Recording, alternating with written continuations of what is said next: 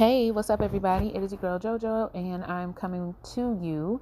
I couldn't get it out with the review for Married at First Sight, season 14, episode 6. So, I watched the show last night, but I was also over at a friend's, and I watched it twice. It came on twice, but both times we were talking and laughing and chatting about different stuff that had to do with the show, that didn't have to do with the show. So if I forget anything, just charge it to my friendly visitation and not necessarily my mind, although my mind is not that great either.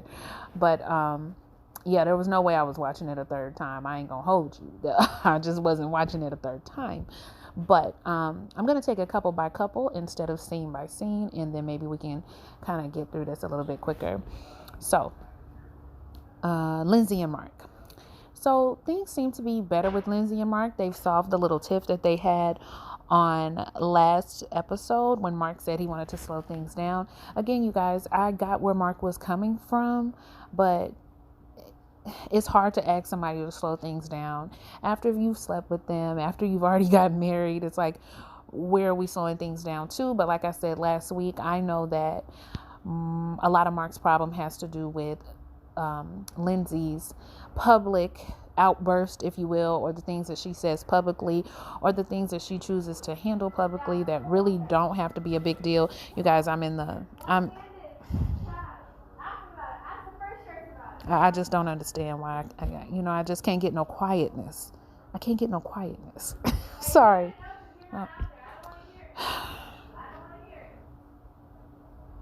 Okay, back to what I was saying. So anyway, it seems to have a lot to do with how she behaves publicly.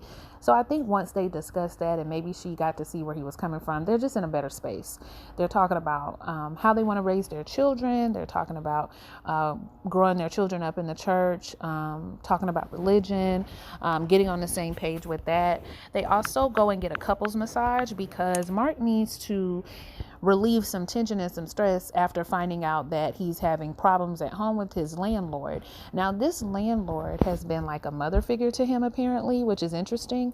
But Mark has been having issues with this woman, and Lindsey and Mark seem to think that because this woman was like a mother figure, she's having a hard time letting Mark go. And now is saying that he can't have cats in his apartment, and she's making these new rules so that she can evict him and make it difficult for him in his current living situation. Lindsey tells Mark she's like a mama bear when it comes to this kind of stuff. Like, you can just cut your losses, you can move into my house, we can handle the situation with the cats. She just doesn't appreciate it.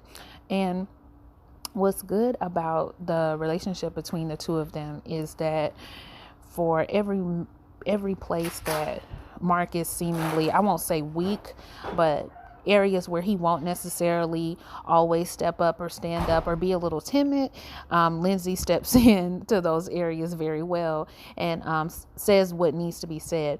So I guess Mark is going to have to find that balance between being able to tell Lindsey no, and when she is kind of flying off the handle, but also it's interesting because he's going to have to learn how to tell her no and when she's doing too much. But a lot of times her ways and her sassiness and her bossiness and her protectiveness can be a benefit for where Mark can't speak up and when he can't necessarily go to bat for himself, like in this situation. So he's just sitting there big-eyed, just kind of looking as Lindsey's telling him what can be done. But Lindsey's going to be protective in that situation, and I guess Mark is going to end up moving in with her. But as for now, they're going to get these couple massages just so they can kind of relax from this whole situation. Later on, they have a dinner, and I will talk about that because it was a group dinner. Moving on to the next couple. Next couple I'll talk about is Elijah, Juan, Isaac, and Katina, which I like me to call him by his whole name, both of his personas. They're going out and they're going horseback riding. This seems to be the highlight of the show with them. They go horseback riding. Now, as somebody who's gone horseback riding and the horse took the trotting off and my wig fell off, I told y'all I don't fool with no more horses. But what I will say is that like any animal, but specifically I've noticed it with horses. I believe horses can feel a person's vibes. They can tell if you're nervous. They can tell if your energy is off. And I will say the day that I rode a horse, I was very, very nervous. I also was irritated because it was a group trip and I had planned the group trip, and I'm always anxious and irritated whenever I plan anything because I wanted to go right. So I'm pretty sure the horse felt all of what I had going on, and that's why it took off trotting. And I do believe that Katina was very nervous, and her horse at several moments looked like it wanted to just run and trot, and it was making her nervous, and she was probably pulling on the reins, which was making the horse irritated. And so she's nervous, the horse is irritated, a lot going on. It doesn't help that Elijah Juan Isaac, who is adventurous, is telling her to just go with it and just relax and go with the flow. And what's interesting is that Elijah Juan wants Katina to go with the flow, but you can't go with the flow when it comes to her emotions and the fact that she's nervous. You want her to go with however you feel. And I'm adventurous, and I'm not going to let anybody, including my wife, stand in the way of what I have going on. I'm an adventurous guy, and I'm not going to be slowing down for anybody. She didn't ask you to slow down your life. She asked you to slow down your horse so she could catch up. And so Katina does end up saying, like, sometimes it's okay to go with the flow with what I'm doing and give me time to get where you're at. Sometimes you have to come down to where I'm at. And that's not saying every moment, but this is horseback riding. It's going to be moments in life where she's nervous about things, and you might have to talk her back from a difficult situation. It's going to be moments in life where she might be ready for stuff where you're nervous, and she might have to talk to you, and you have to be able to support each other in those situations. It's not about holding up your life. It's not about a person not being adventurous. Although I've seen people who are in situations where one's more adventurous than the other. You just don't necessarily do all those activities together. You might have a friend that's a little more outgoing that you do those things with.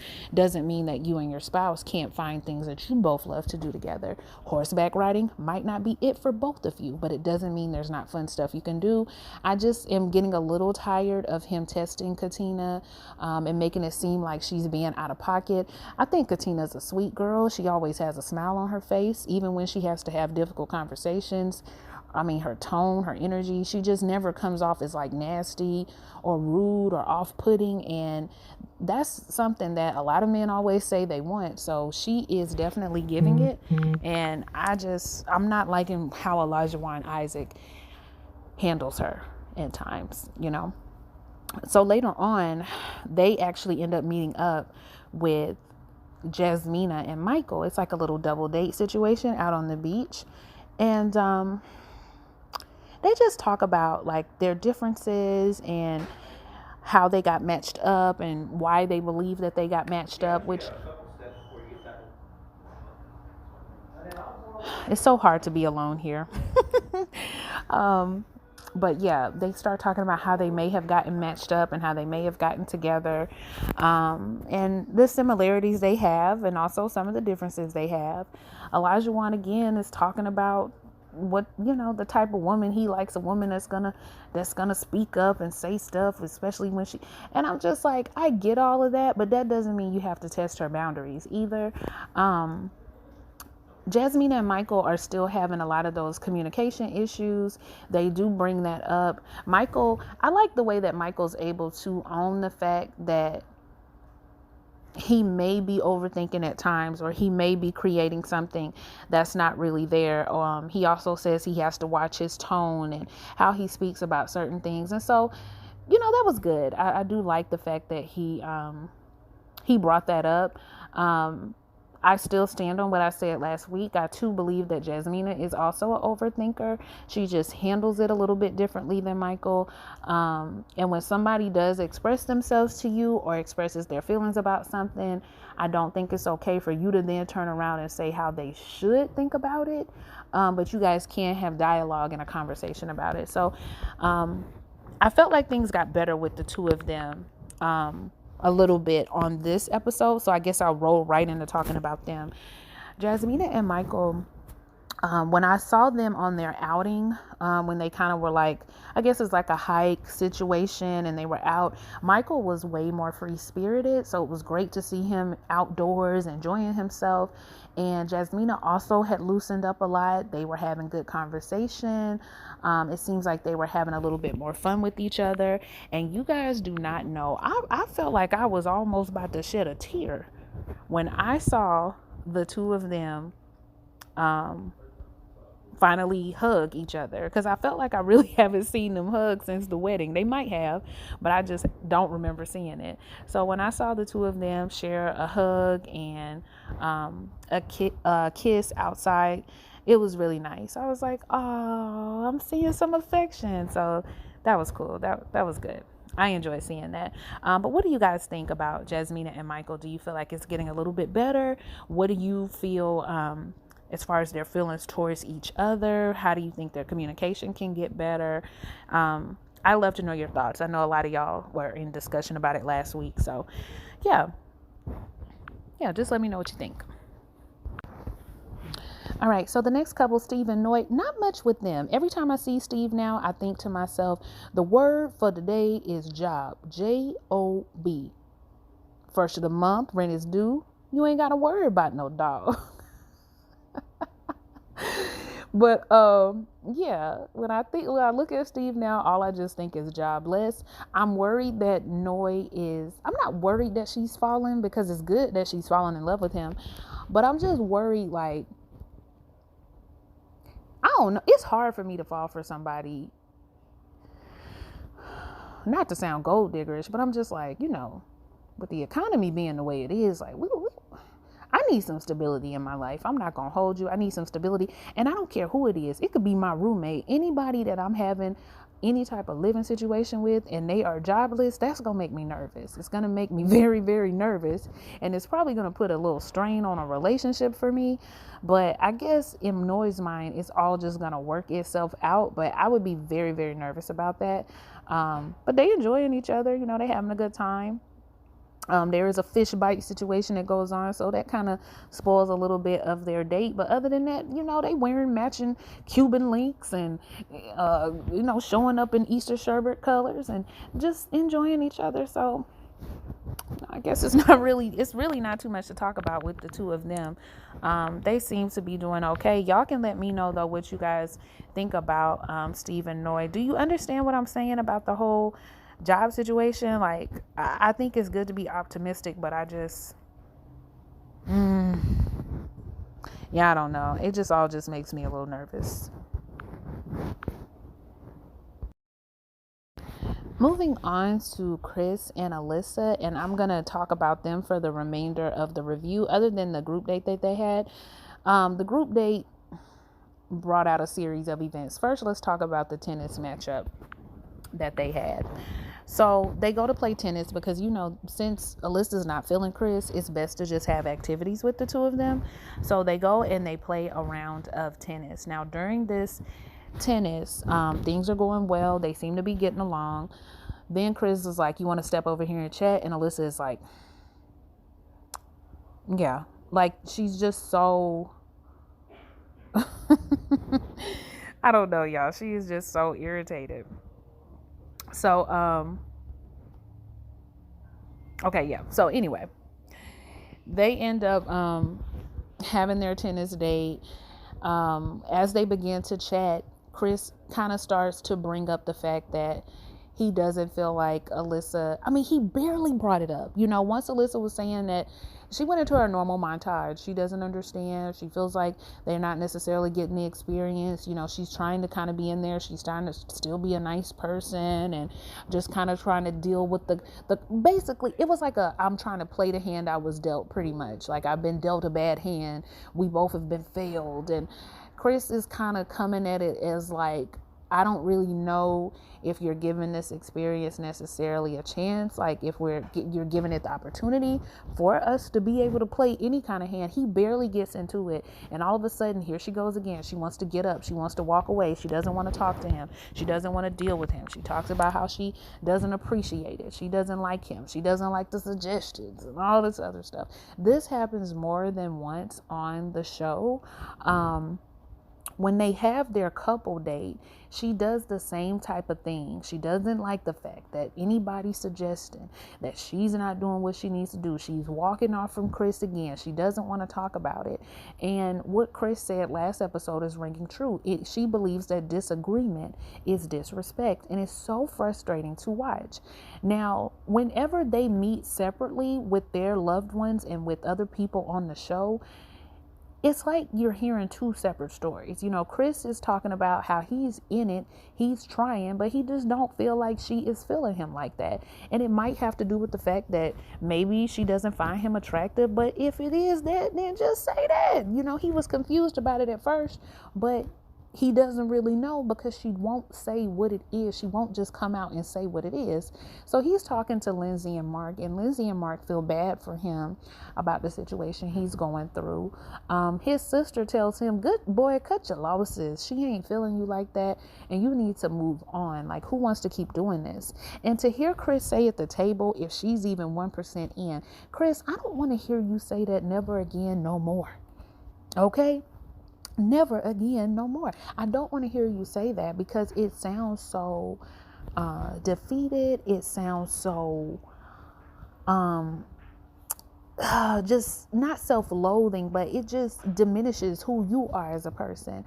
Somebody needs to be putting in an equal percentage, if not damn close, excuse me, y'all, percentage to what you're giving. It's not right for her to be that way, and she ain't that.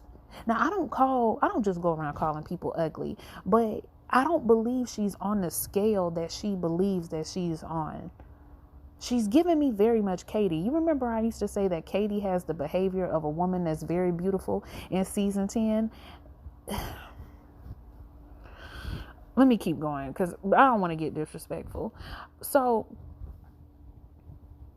when Alyssa's talking to Katina and Jasmina on the beach, and the energy is just different. When she's talking to them and she's kind of admitting that no, she's not, like Katina just came out and said it, I don't think you're attracted to him. And she does say like, well, he's not my type. And she goes into this montage again of how she's trying and she doesn't want to be portrayed as this bad person. And Jasmina is just like, I don't really think that she's trying like that, like how she says she is. I don't really think she's putting forth the effort. And they both tell her that. And so when they both express, really, Katina's the most outspoken, but when they do express that, her energy is totally different towards them because it's her girls. Her energy is totally different towards them. She can accept it. She can understand it. But why is it whenever Chris brings it up, you walking off? You talking about how you don't want to be portrayed in a negative light and how your mama was mad at you and all this other stuff. But when they say it, all of a sudden you can take it and you can understand it. And to me, they was a lot more blunt with it than even Chris was. But I'm glad Chris keep calling you out because that's what you need. So at one point when she's in that, ugly get up that she came out there to play tennis in, at one point she's off talking to the producers and how she doesn't want to talk to Chris and she doesn't want to deal with Chris. And guess why she mad, y'all?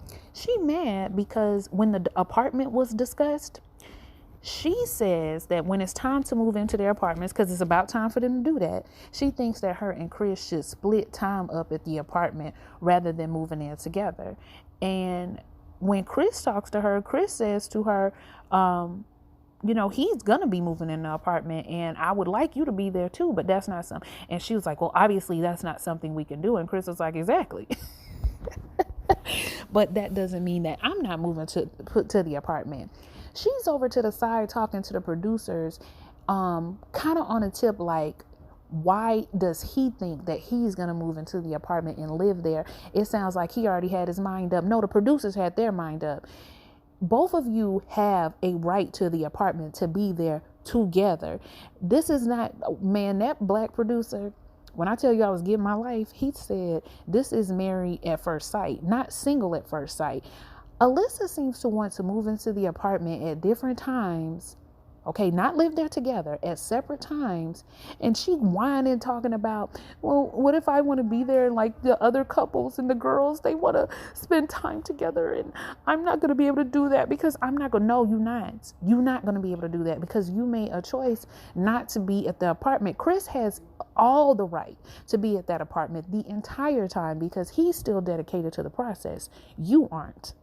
You aren't. You the one that want to just hang with the girls. Girl, if you wanted to hang with the girls, you on the wrong show. You could have went to Bad Girls Club. I don't know the age limit for that, but you should have went on another show if you just wanted to be friends, or just stay in Boston and hang out with your friends. But you don't get to hang out with the girls on the show. These is married women who came for a married experience, not to hang out with you. What is your problem? And she talking about she don't want to look bad on TV. You already look bad on TV, and it's your fault. Y'all, I'm in here yelling in front of these people. They over here giving me the side eye. Y'all mind your business. Y'all don't know this girl I'm talking about. But I'm talking about you, Alyssa.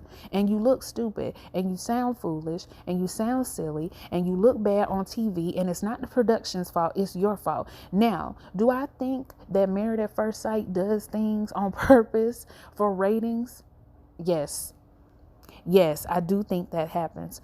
But in conjunction with that, I think you are in control of your persona and your appearance on a national platform. And right now, Alyssa is doing a piss poor job. Stop saying you're nice. Stop saying you're a good person. You're just not proving that on television. You look a mess. You sound a mess. You think you're supposed to get this apartment. You're not getting that apartment. You're not going to get to stay there by yourself. This is not that kind of experience. You're not going to kick that man out. So either you're going to go with it and y'all make some kind of agreement to keep it moving, or stay on the show, or something.